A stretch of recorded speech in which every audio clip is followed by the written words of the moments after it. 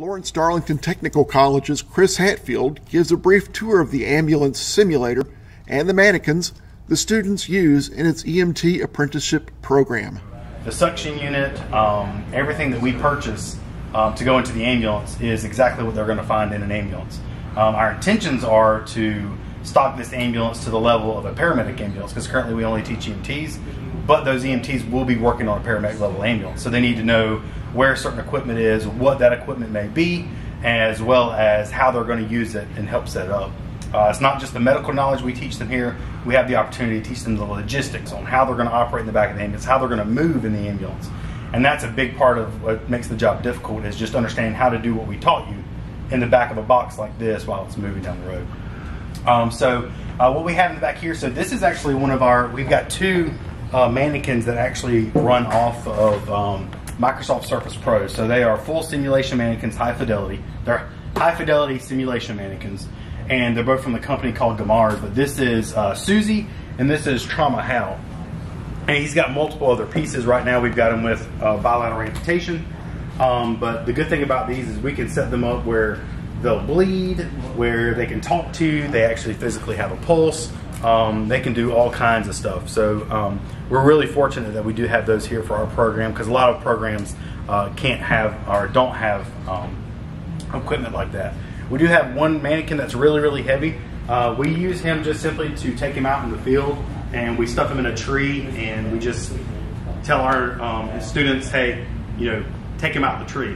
A lot of that is really just to get them to make decisions. It has nothing to do with their medical knowledge or anything like that, but it's just say, hey, you got to figure it out. And then they want to start asking questions. But can we do this? Figure it out. And I don't answer questions. I just send them out and let them go do.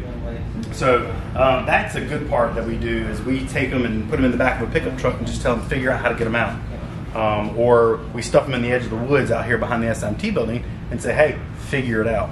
And we try not to give them much information.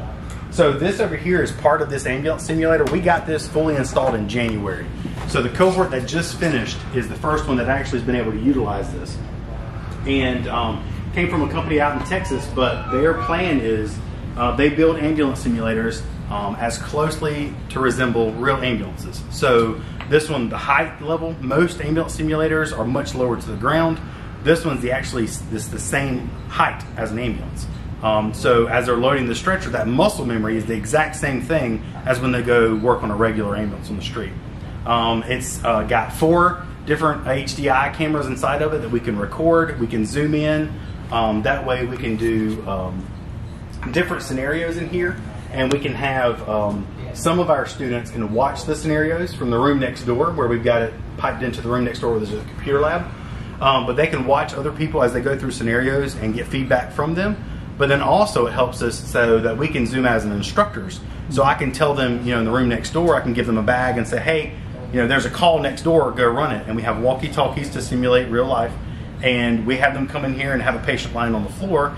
They have to pick the patient up, move it, treat it, put it into the ambulance, and all that can be done without an instructor in the room.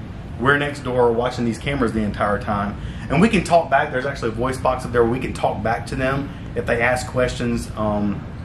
But the biggest thing is they get to work inside of an ambulance before they even get hired to work on an ambulance. And it makes it so much easier when they actually physically have to worry about the logistics. For scnow.com and the Morning News in Florence, I'm Matt Robertson.